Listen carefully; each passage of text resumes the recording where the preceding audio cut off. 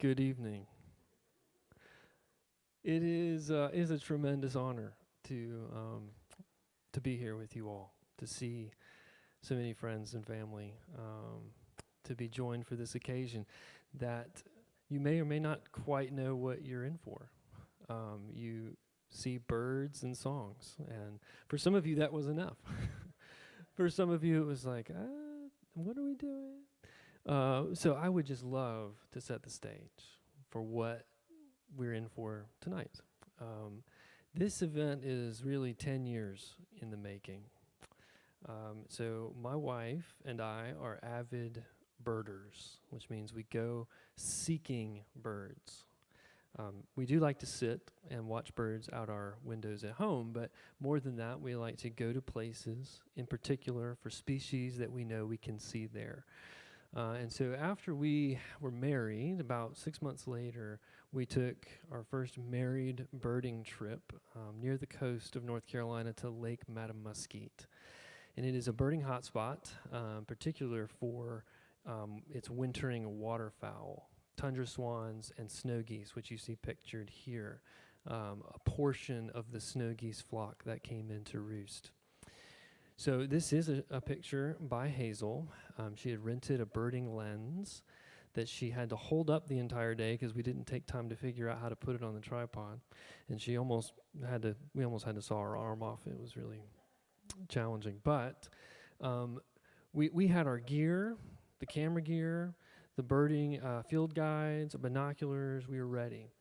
And then in the evening of our first night, we discovered two things we had forgotten. And the first were flashlights, and the second were sleeping bags. So I don't know if you camp at all, but those are important things for camping. But hey, we were okay. We were in the car, we were newlyweds, and we hunkered down and we made it on energy with birds and some PBJs that we made for the trip. So we lived to tell the tale, and we got back and we looked through all of Hazel's pictures, and it was really just stunning, all of the images that she was able to get. And she's been taking bird pictures ever since then as well, so you'll see many of those tonight. But it was after that trip, I thought, wow, it was just what an amazing experience. We shot like 70, 80 species that weekend of birds. And to see her photos, and it was inspiring to me. And I thought, what would it be like if I could take my art of music, pair it with Hazel's art of photography, and create a project? So, as many of you know, in the creative world, that project went from like, I'll write a song to, I'll write a magnum opus. And so, in the hours that I could steal away in secret, as I wanted to keep it a surprise, I would compose these songs based on birds. And so it grew from 1 to 2 to 5 to 6, ultimately to 10. So over the course of 10 years, I sat down to write these by hand, to keep it as secret, off the grid as possible from Hazel. And on our 10th wedding anniversary this past June, I had compiled a book with her photography, my handwritten pages, and some writings about these birds, and gave it to her for our anniversary gift. And so it was wonderful. She shared it. Many people have seen the book. The book is in the back if you'd like to look through that later. But no one could really hear the music because I hadn't recorded it or played it except for Hazel. And so we decided it would be a great thing for us to do, is to have a premiere, to show these things and to invite the greater community into this thing that we love. So that's what we're going to do. Tonight I'll introduce the birds. For those of you who might not know sparrows from eagles, we will rectify that. I introduced the piece a little bit, so for those of you who don't know much about music, that's okay. You'll get a little glimpse to the background of the piece and what to listen for. And I'll share a brief poem that I wrote for each of these birds as well. So I would love for you to kind of put on your binoculars, get your field guides ready, and we'll see what we can find. I know what we'll find because I wrote these, but you'll find out. So let us begin. The first piece that I had to write for sure was the great blue heron, because if I was a bird, I would be a great blue heron. They're very slow and quiet. They're introverted, old souls of the birding world. You'll often see them as they are here. This one is here, sitting on a lake, peering around. All their stillness, though, is actually doing something. Whether they're hunting or they're camouflaging, napping, it's serving a purpose of some kind. And so I took that inspiration and I thought, okay, the stillness of just, thinking about that morning sun just climbing up over the horizon, and you can see it glistening on the lake. And just in the early morning hours, the heron there craning its neck, looking for its breakfast. But then also, some of you may have seen herons flying over the roadway, and they sort of look like dinosaurs. They have their legs dangling out, and they're just huge, but they're very graceful and majestic. And so they have this kind of awe-inspiring atmosphere about them. So I always enjoy seeing them, no matter where we are, what we're looking for. Herons are a great treat to have. And Hazel, how much does a great blue heron weigh? 5 pounds. So they're like, they can stand this tall. They're pretty large birds, and they're 5 pounds. Hazel likes to talk about how people can think that they've lost weight in terms of how many great blue herons they've lost. So you can add that to your memory bank. Great blue heron. Mist of the morning, spirit's breath in spring's cool dawn, wisps the heron's plume.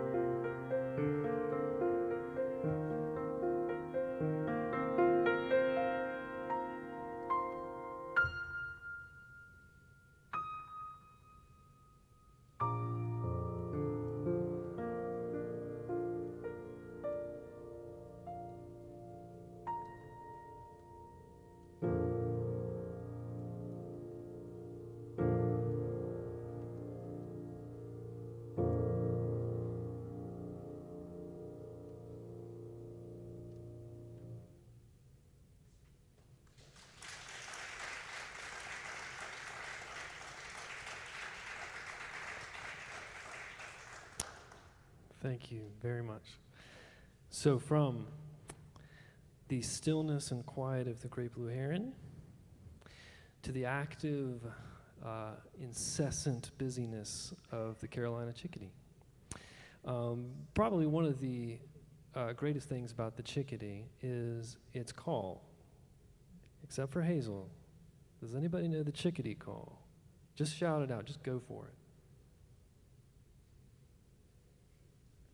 Okay, it doesn't sound like the AC, so no, that wasn't it. It sounds like chickadee-dee-dee-dee. Did you catch it? We have to do that. Repeat after me. Chickadee-dee-dee-dee. Excellent, you've got it. And you can hear it pretty much anywhere. Okay, the chickadees are out and about all the time, everywhere, and they're delightful. They come around to see where you are and what you're doing, and then they talk to you for a second, and then they leave. They're not really too concerned about you invading their space or anything. They're actually quite happy to welcome you to the trail. So that was definitely the inspiration. We've got to have lots of movement, ups and downs, modulations, and I decided to use the grace note, which is those little guys. They're used quite often in music to convey that sense of a bird tweeting along. So you'll hear that call. The chickadee call, it begins, he starts speaking in the very beginning.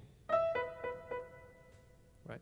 Chickadee, dee, dee. Okay. So you'll hear him along the path as we go. The Carolina chickadee. Irrepressible. A visit, a chat, and then a tip of the cap.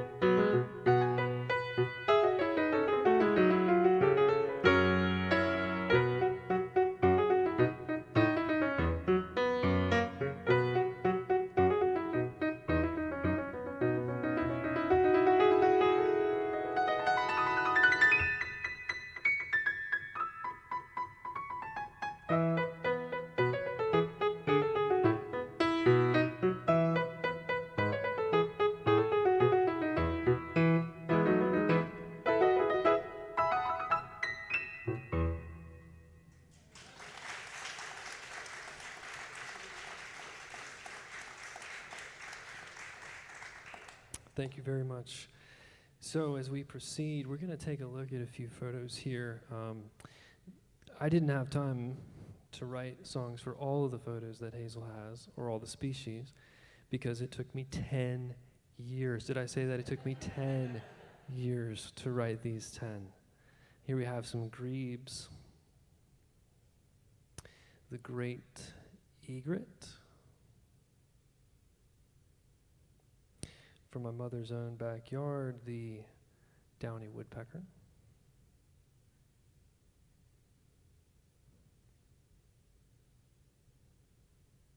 The pelican, the brown pelican.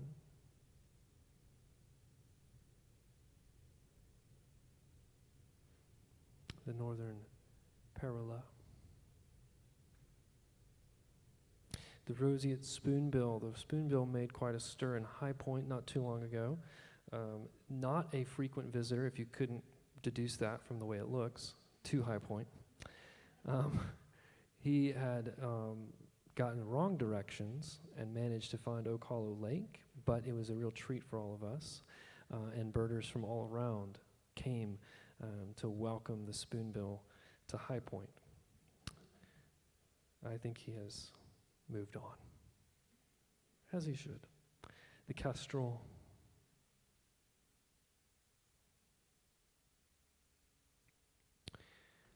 And our next bird from the suite is the Black Vulture. It may not surprise you that along our birding adventures, Hazel never once thought, you know what? That really kind of ugly, weird-looking bald bird, I want a nice, clear close-up of that one to put up in our house. Hazel does not have any photos of a vulture. But I was inspired nonetheless, and I decided to give you this picture of a beautiful sunset, so you didn't have to look at a black vulture while we listen to the song. But the vulture is inspiring in some ways because you see them all the time. Again, like the chickadee or the heron, they're just part of your regular group of birds that you come across. And sometimes they're solitary and they're just flying overhead and they just have this loneliness about them. Sometimes they're frightening in this kind of funnel cloud of swirling, 15, 16, 20 different vultures overhead of what's going to eventually be dinner. And so the more I was thinking about the vulture and considering their qualities, the more I was inspired to write something for them. In part because they are sort of like the outcasts of the bird world. They're on the margins. We'd prefer not to see them. And when they're eating dinner, we just keep on driving and we don't even bother to say sorry. But what they're doing there in the road is very important for our ecosystem.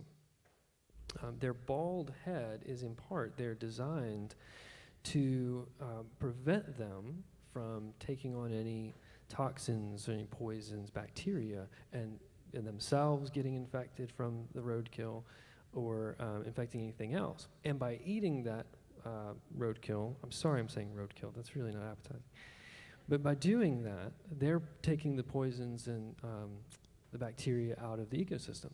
And so they have this very important purpose. And it's just a reminder, I think, to myself, maybe to all of us, that those things which maybe are on the margins or seem insignificant really are not. And they're really something spectacular if we just would take a look at it. So we're going to take a look at the black vulture. Ominous orbit. There is solitude in numbers around life-giving death.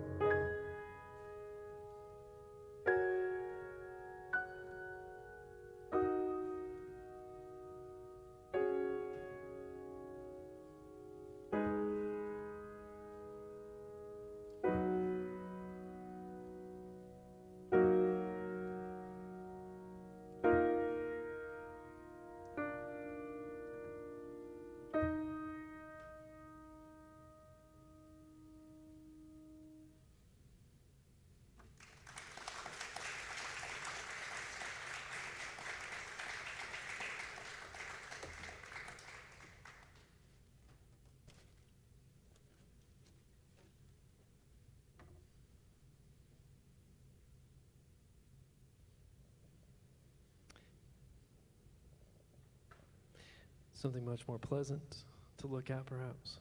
The eastern bluebird.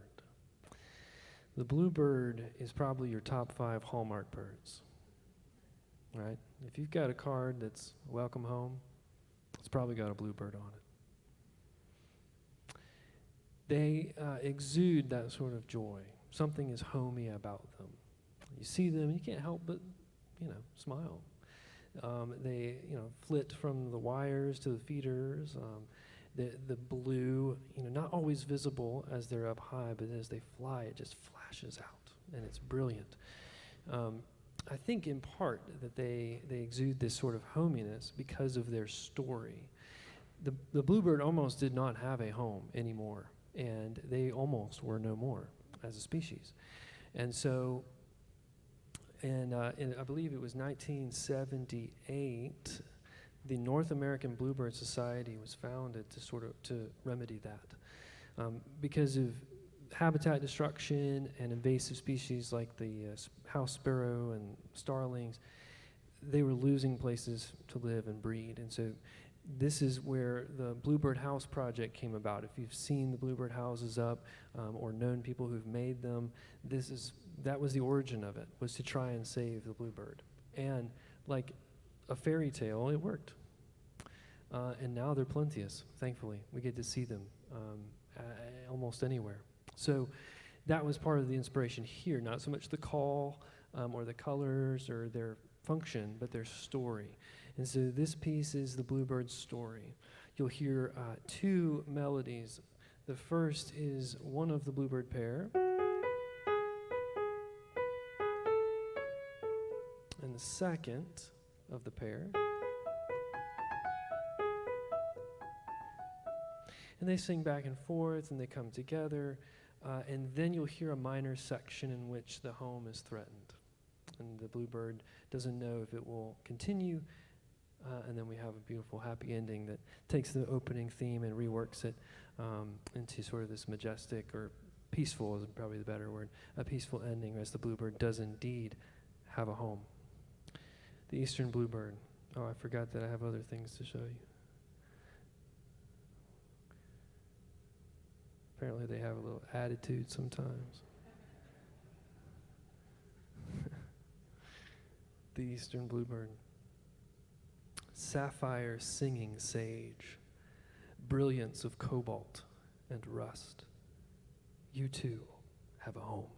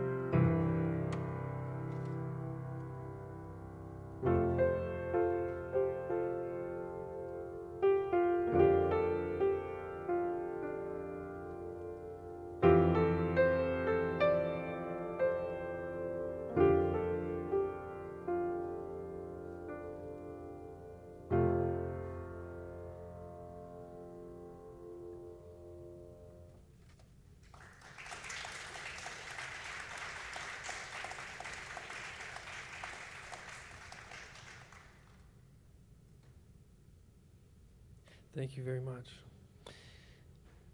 So we move from the story of the bluebird to the story of the eastern towhee. I promise you somewhere in this picture there is an eastern towhee. The thing you need to know about this project is that the music was certainly a challenge, but the harder part for me was finding all of these pictures. Hazel's Christmas gift for the next 10 years. I have about 20 hard drives that I had to go through. And let me tell you something about bird photography. You must take many, many pictures per second in order to get one.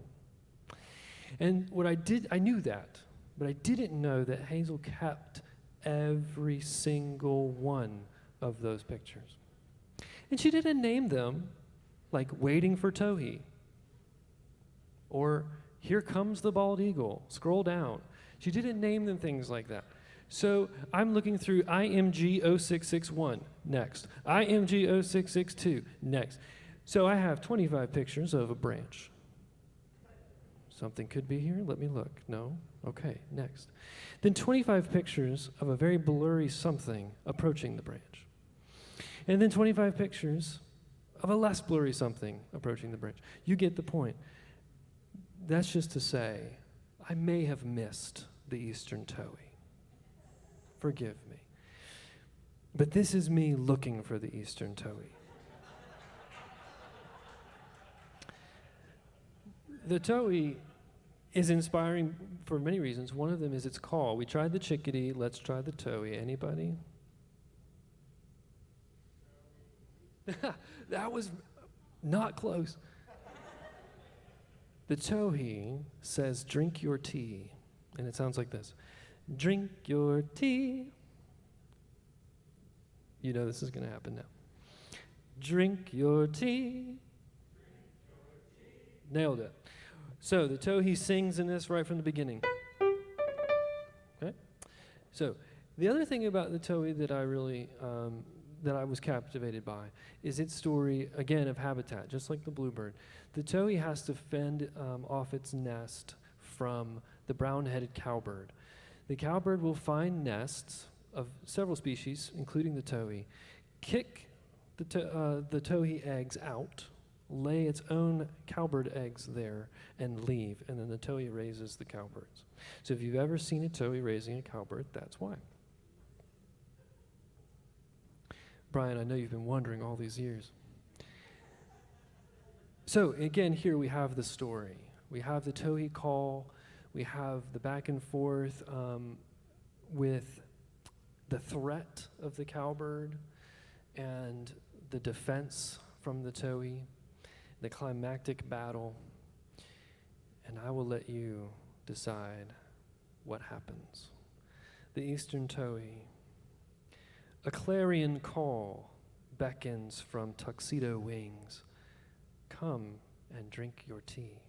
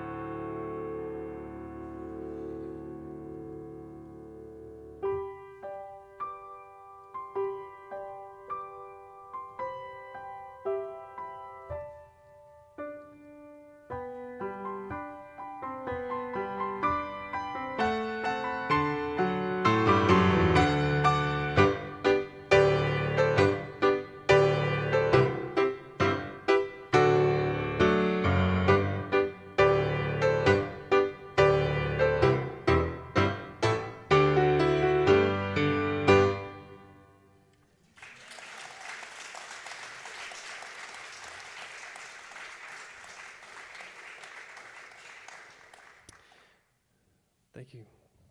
Did they make it? They made it. Yes. So we move now from a couple of stories of the birds themselves to a story again of the birding that Hazel and I have done. The wood duck, fairly common, but it seemed to elude us everywhere we went. Word got out, the Keens were coming, and the wood ducks flew. Well, we spent time looking for them in several places, and it never worked out. Well, one trip we went to PD National Wildlife Refuge, which is an hour and a half south from here. And we're walking through this wooded trail, and Hazel you get to know each other's birding stances, right? And so Hazel with the camera, we have this sort of, and I see that in my corner of my eye. Where are we going? What are we doing? Well, she catches this flock of wood ducks just quietly making their way down a stream. And so we sneak through, and we try to peer through these loblolly pines. And it was really wonderful, and it wasn't maybe the most spectacular species find that we could have had, but it was the thing that we were seeking after, and we found it. And it was a delight. And it was this kind of a mist, and we're looking through the trees.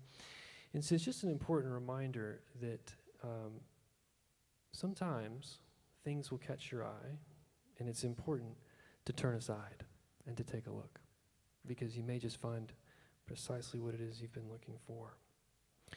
This piece will take you on that journey of sorts, peering through the pines at this rolling brook, hoping to see the wood duck. So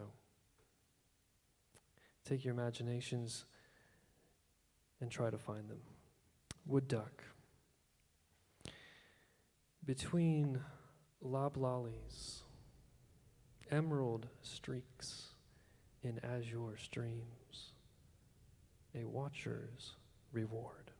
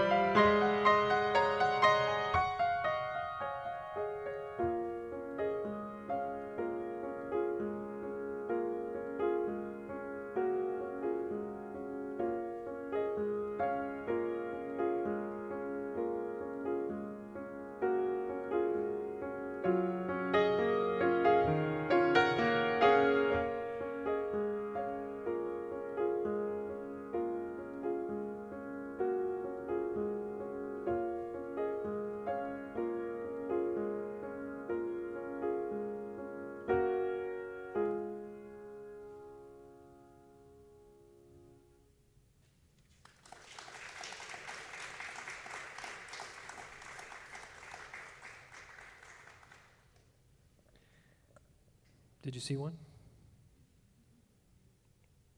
Good. Okay. Quiz show time. Who's got it? Who knows that one? Aha, kingfisher. Yes. These are the American coots.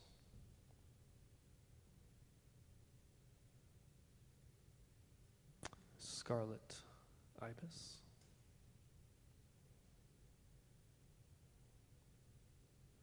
One I forgot to look up. It's a tern, I believe, of some kind.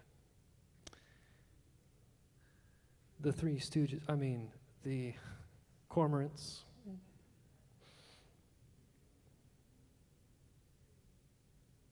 Hooded merganser.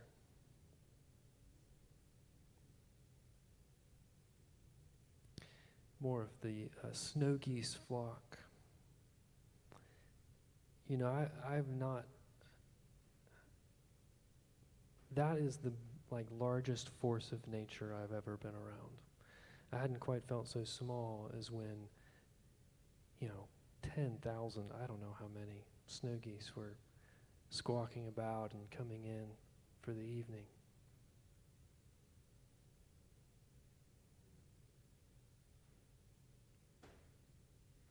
And I'm at a loss for that one too. So we're going to move forward. I knew there was something I forgot to do. I'm glad it wasn't the oven. The ruby-throated hummingbird. Hazel, by the way, would you just stand and wave? Can everybody see Hazel? You can applaud for Hazel.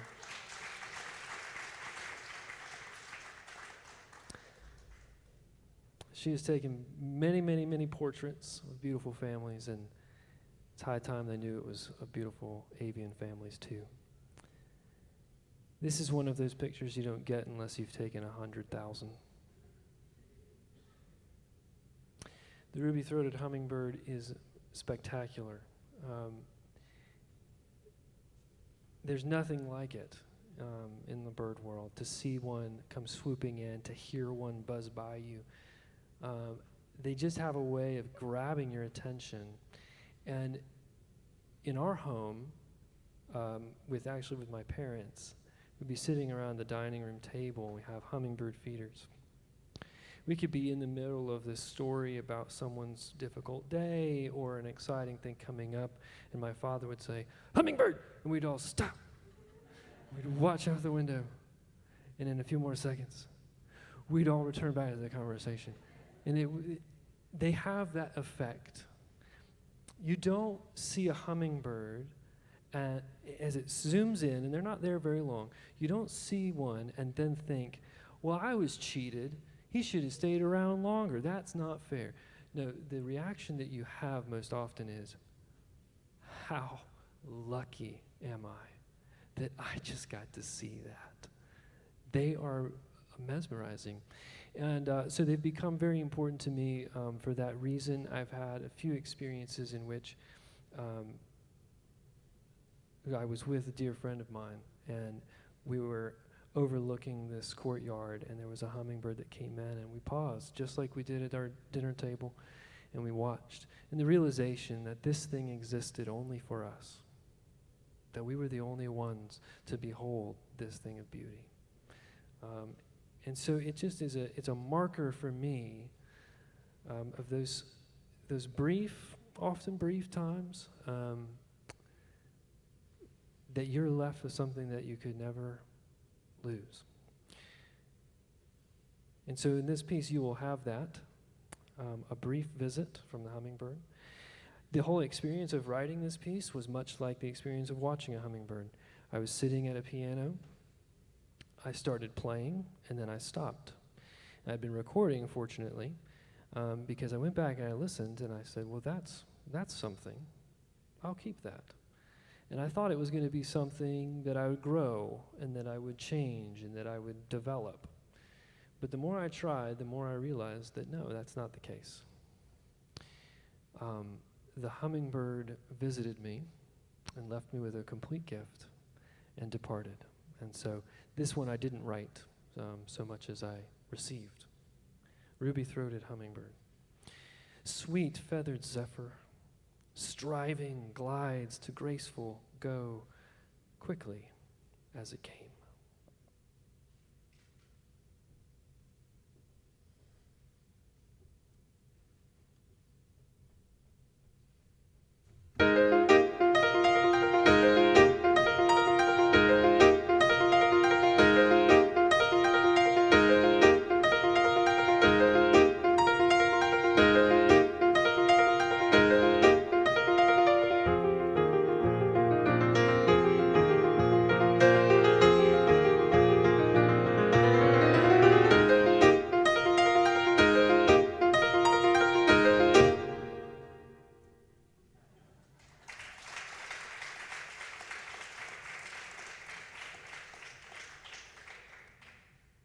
Thank you.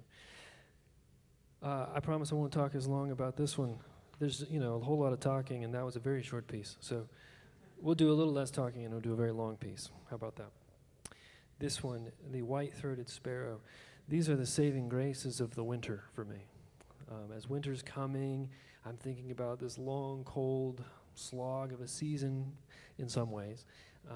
But then, our old dear friends, the White-Throated Sparrows, will appear. And they sing a song that just is like a nice warm hello from an old friend you haven't seen in a while. So they sing, "Oh, Canada, Canada, Canada." And it's something like, "Oh, Canada, Canada, Canada, Canada, Canada." It's happening again. "Oh, Canada, Canada, Canada, Canada, Canada." Excellent. Chickadee?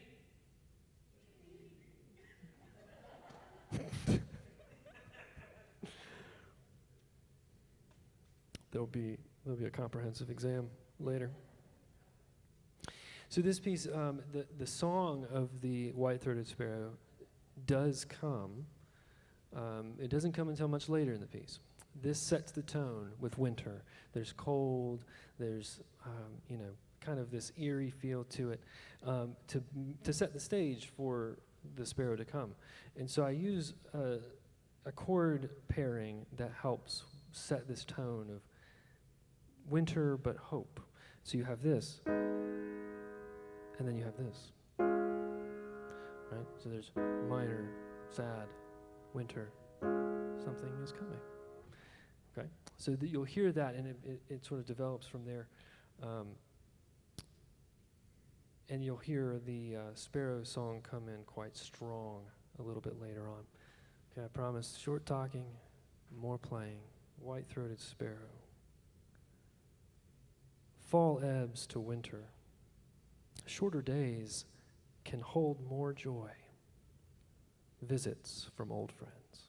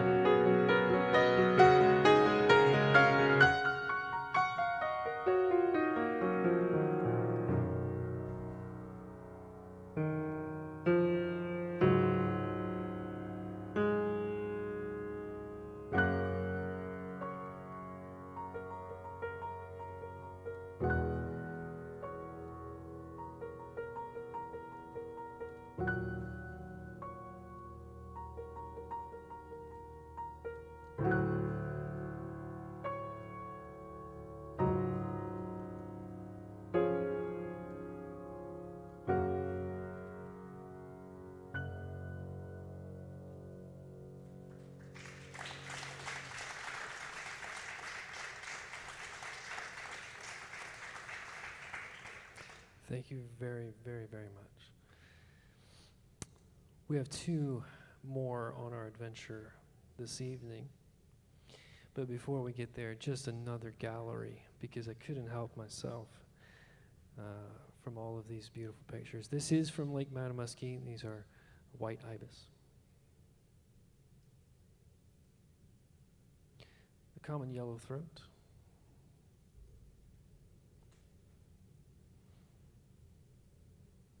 The sandhill crane. This is in Florida. And they are almost taller than me. It is frightening. This is the eastern phoebe. Anybody know how you can tell a phoebe from something else?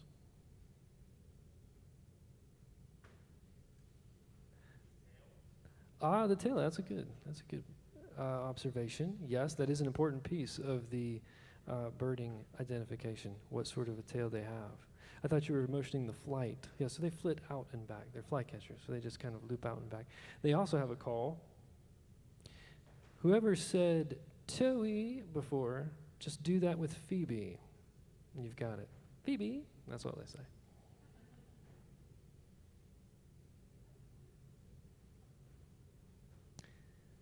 The pelican. The yellow-rumped warbler.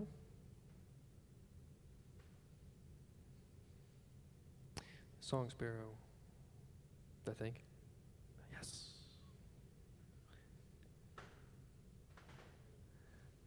The ruddy duck, maybe. I'm losing it, folks. Some more snow geese.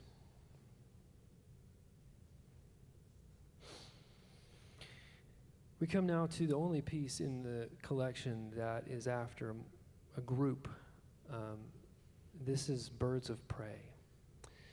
And as I was looking at these and reflecting on them, here again, they're not a bird that we maybe set out to find, but we always do, and we're always delighted.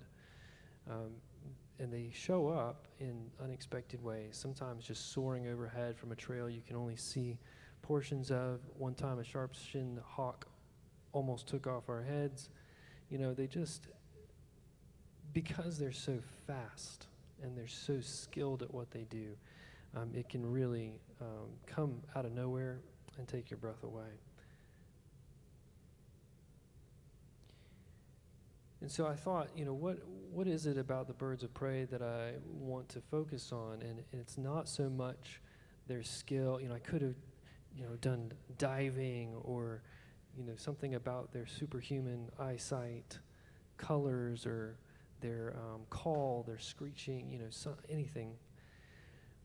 But really, to me, as they sit atop the trees, they're not fazed. They're not concerned. They can see everything before it sees them, and they're confident and poised. And so that is the regal sort of atmosphere I sought to create here with this piece. This is not a regal posture, but a 1 in a million shot. That is 2 birds. That is not a lake.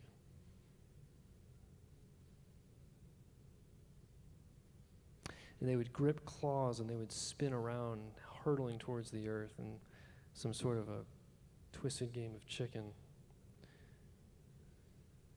A mating routine, if I'm not mistaken. Birds of prey. Enraptured and graced, felt presence atop the heights, lifting up our eyes.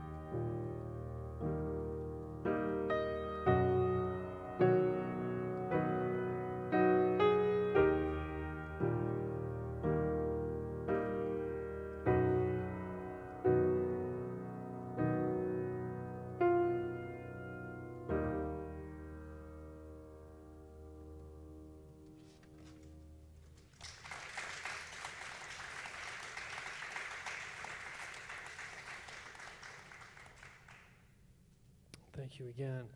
I do want to say several things.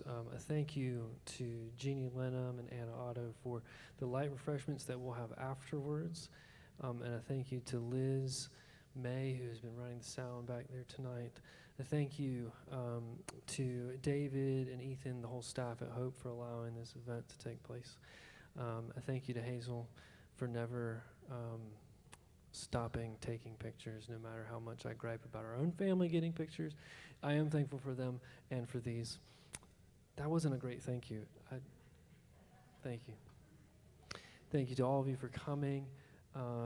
So we have two more things. There is a book table in the back. None of that is for sale because I only have one of the books that I gave Hazel. That's just the one, so please don't take it. You're free to look at those things there. And the recordings of these pieces also is released today as well on streaming platforms anywhere. So you can find it there under my name. We will come to the end of our trail with the Carolina Wren. And I knew that the Wren had to be a part of this. And I was just putting it off. The reason I was putting it off is because as I said I was the great blue heron, Hazel said that she's the Carolina Wren. And the Carolina Wren is a tremendously curious bird. And if you have something in your garage, it's a Carolina Wren. If it's nesting in a watering can you left on your porch, it's a Carolina Wren. If it's peering in your window, wondering what you're having for dinner, and if it can have some, it's a Carolina Wren. They're very friendly, very curious, and so they flit about, and they have a brilliant song, many songs, and they just sing as this picture shows you. There's a sheer joy about them. And so I was not sure how, speaking of joy, that says, "Can I have some ravioli, please?" So I was trying to decide, how in the world am I going to do this justice? I mean, after 10 years of writing in secrecy in this anniversary gift, the Carolina Wren has to be gotten right. I concluded that probably the best way to capture that spirit of the Wren and of Hazel was to try to give my own essence into it as well. And so I tend to write more songwriter, singer-songwriter things, and instrumental pieces aren't my usual go-to, just occasionally. So I decided to let some of that songwriter feel come out in this piece. And I don't know if you all will be able to tell, but I can, and I think Hazel can. And so it's just got essence of me and some of the devices that I would use in writing regular songs for this piece as well. And so that's how I approached the Carolina Wren. I hope that these birds, the wren included, have captivated your imagination, have invited you to look upwards, skywards, and to consider the birds of the air. They're referenced quite a bit in Scripture, and they have much to teach us. And so as we teach our children these songs, and we have Greta calling back to chickadees, and Natalie beginning to sing about drinking your tea, our hope is that their song is a song of faith too, and that they will grow up learning about the birds, and so too learning about their maker. I hope that you all are inspired by that and enjoyed your evening. This is Carolina Wren. Oh, I need to mention this, because otherwise this poem will not make much sense to you. The Carolina Wren has a call as well. Let's recap. Chickadee. Oh, gosh. Have we done nothing here tonight? The chickadee. The towhee. That was very close. A for effort. What was the other one? Oh, the White-Throated Sparrow, Canada. Oh, Canada. The Carolina Wren is tea kettle, tea kettle, tea kettle. We're on it. Ready? Tea kettle, tea kettle, tea kettle. Excellent. The Carolina Wren. What do we have here? Tea kettle, tea kettle, tea. What's that over there?